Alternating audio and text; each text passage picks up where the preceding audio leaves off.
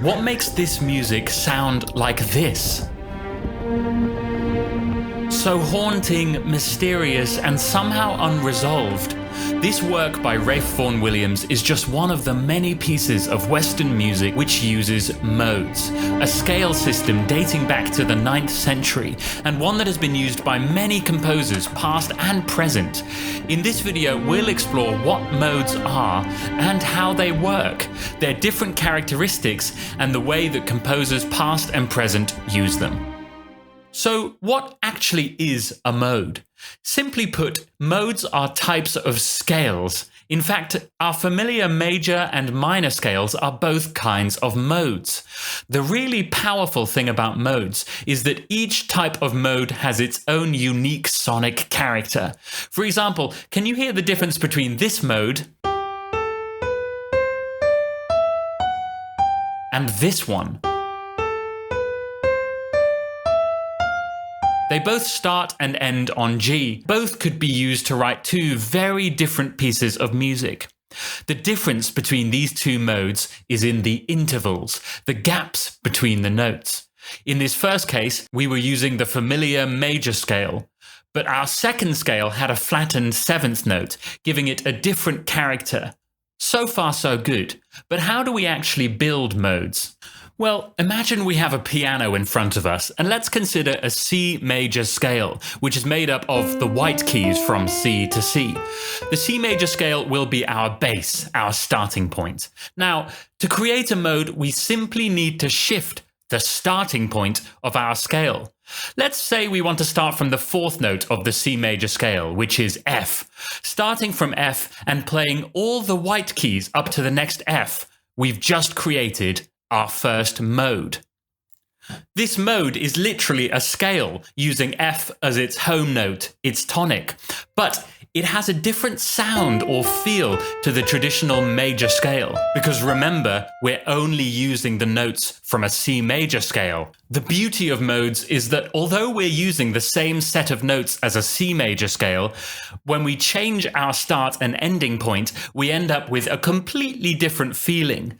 This F mode is not just an F major scale, because the intervals, the gaps between the notes, are different. Instead of this B flat that we'd expect in an F major scale, we now have a B natural. But that small change is everything. That's what makes this mode unique and brings a whole new color to the music. And that's just one mode. If we start on different notes of the C major scale, we can create different modes, each with a unique flavor. And this has given composers a world of creativity, from Gregorian chant to folk music, classical music and contemporary songs, film scores, and so on. So let's explore a little deeper. First, there's the Ionian Mode. This uses the first note of the major scale as its tonic or starting note. Actually, the Ionian Mode is exactly the same as a regular major scale. I'm sure you're more than familiar with the common major scale, so there's no need to discuss it here. However, before we continue, it might be worth saying that this mode resolves the best out of all the modes, which is probably why it's the most popular and frequently used. The next mode is the Dorian. Its tonic is the second note of the major scale. At first sight, it sounds very much like a natural minor scale, but there is one important difference. The 6th note is sharpened by one semitone, giving it a more open feel. Dorian balances major and minor, and it tends to sound somewhat nostalgic or folkish. The Dorian mode is common in folk music and is certainly one of the more well-used modes. Let's look at a well-known folk song in the Dorian mode, Scarborough Fair. At first, the song sounds like it's just in a natural minor key, but in the 8th bar, the sharpened 6th note opens the melody up like a breath of fresh air, while maintaining the nostalgia of the melody.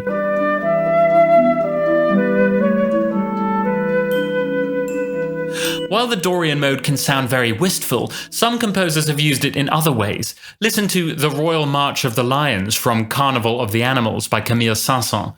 In this example, Saint-Saëns uses the sharpened 6th note of the Dorian mode to evoke a sound which would seem foreign and exciting to 19th century Western ears, as he describes these exotic beasts.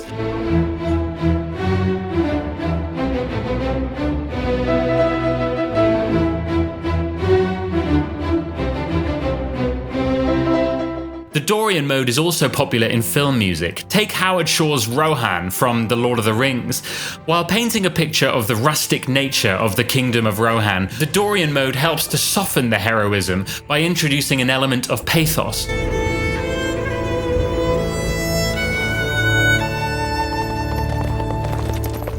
The Dorian Mode is also very popular in non-classical music, and is found in songs by artists such as Michael Jackson, the Beatles, and Coldplay, just to name a few. Next is the Phrygian Mode. This one's derived from the third note of the major scale, and it's similar to a natural minor scale with one key distinction. The second note is flattened.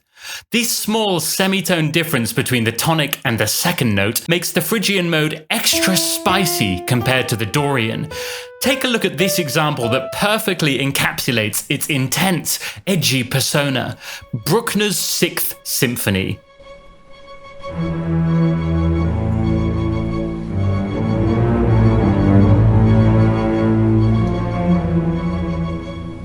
The ominous opening theme explodes in the orchestra a few bars later, turning the implied menace into a tangible threat.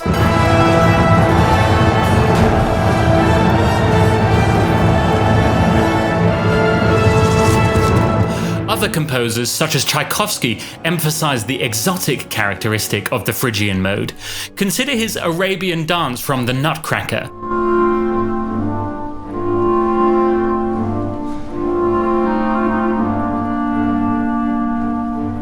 While it doesn't strike fear like the Bruckner example, the flattened second ensures that the music maintains an edge, leaving it feeling somewhat open-ended. However, not every application of the Phrygian Mode is so intense. Take for instance the Fantasia on a Theme by Thomas Tallis, which we heard at the beginning of this video. This piece of music exudes a mystical and ethereal quality, yet it also has a slight sense of unease and restlessness.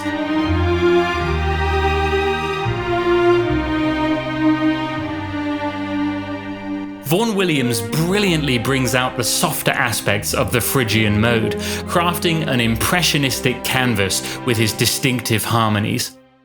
Next up is the Lydian Mode. This originates from the fourth note of the major scale. Unlike the Phrygian, the Lydian Mode is remarkably vibrant, optimistic, and cheery. While similar to a major scale, the Lydian Mode differs by sharpening the fourth note. This gives it a somewhat positive, buoyant, or even magical quality. An apt representation of the Lydian Mode is Chopin's 15th Mazurka. Mazurkas are traditional Polish dances, often composed in the Lydian Mode. The sharpened fourth contributes a sunny, light-hearted touch to the music. Here's another instance of the Lydian Mode, Danny Elfman's theme for The Simpsons. It radiates an unabashed self-assurance, amplified by the heightened fourth, which lends this carefree or comedic tone to the music. Yet, the Lydian Mode isn't always excessively comedic. It can also evoke a more mysterious, magical, or emotive aspect. Listen to the opening bars of Yoda's theme from Star Wars.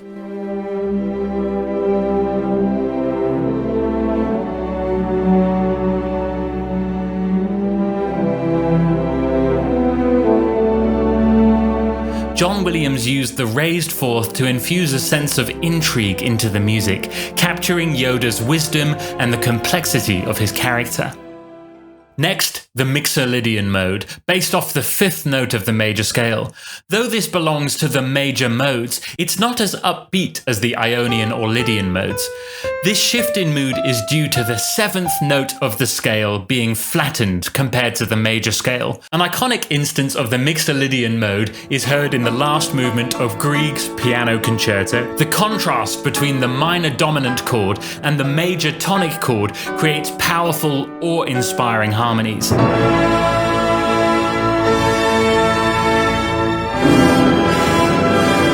However, like the Lydian, Mixolydian can also be gentle. Bela Bartok, who is known for his frequent use of modes, showcases Mixolydian's gentler side in his lovely etude Mikrokosmos. The flattened seventh lends a touch of longing to the piece and, as is often the case with modes, injects a hint of mystery into the music. For another stark contrast, listen to the third movement from Respighi's Concerto in the Mixolydian Mode.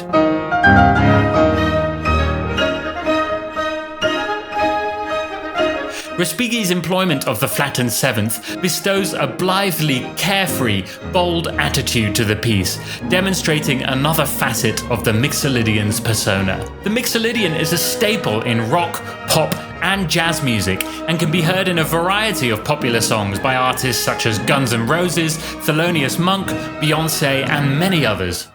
Next is the Aeolian Mode. This mode is built off the sixth note of the major scale. Now, just as the Ionian Mode is the same as a common major scale, the Aeolian Mode is equivalent to the natural minor scale. In Western classical music, harmonic and melodic minor scales are often more common, because the sharpened seventh creates a tension which needs to be resolved by the tonic.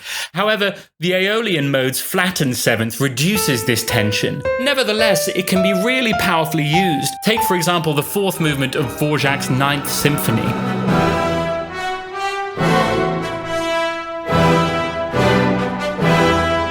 The flattened seventh of the Aeolian provides the theme with an ominous sense of doom that would be lost if the harmonic minor scale was used. This mode is popular in film music too. Take the main theme from the Pirates of the Caribbean. The flattened seventh gives the music a rollicking and irresponsible, yet somehow heroic mood, perfect for the character of Jack Sparrow. Finally, the Locrian Mode, which is based off the seventh note of the major scale. This mode is the least frequently used, and it has the darkest sound. It resembles a natural minor scale, but similar to the Phrygian Mode, its second note is flattened. The truly unsettling aspect of this mode, however, lies in its flattened fifth note, which forms a dissonant tritone with the tonic. This means that the tonic chord, which is usually the most stable, becomes the most unstable and discordant in this mode. Due to this unsettling characteristic, the Locrian Mode seldom serves as a basis for entire pieces, often appearing only in brief passages. One such example can be found in Debussy's ballet Jeux. Though not purely Locrian, there is a theme played by the violin centering around A, the seventh note of the B-flat scale, and this evokes a sense of eerie incompleteness.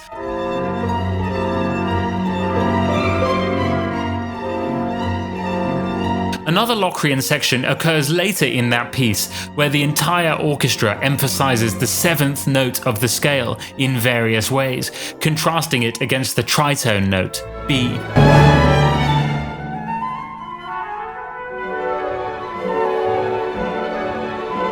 Debussy said that he composed Jeux for an orchestra without feet, one that floats without being grounded, and he leveraged the Locrian Mode's lack of stability and certainty to help achieve this effect. Nevertheless, these very characteristics, paired with its ominous and unsettling nature, render the Locrian Mode largely unpopular among composers. We've looked at the 7 main modes, but actually this is just the beginning. Each mode can be altered in all sorts of ways to create new types of modes or scales. For example, this moment in Rachmaninoff's second piano concerto takes a Mixolydian scale and flattens the sixth to make a Mixolydian flat 6 scale. Or take the Phrygian scale and then sharpen the third and you'll get a Phrygian dominant scale, a mode which is often heard in traditional music from Asia and Southern Europe. These are just a few of the many ways that modes can be modified to create music which is unique and interesting, making a good grasp of modes a really useful tool for developing composers. Modes are truly fascinating. Each one has its own unique character, each with its own special flavor. And the best part is that what we've covered in this video is just the tip of the iceberg of what modes can do. There are hundreds of great examples of modal music in classical works, traditional songs, film scores, rock music, jazz, pop songs, and once you start looking, you will find modes everywhere, and you'll be able to appreciate the depth, color, and variety that they give to a piece of music. Do you ever struggle with your music skills, feeling like no matter how much you practice, you're just not progressing? My name's Oscar and I'm the founder of Inside the Score, and for years I've witnessed countless passionate musicians just like you feel held back due to a lack of critical foundational training. But here's the good news.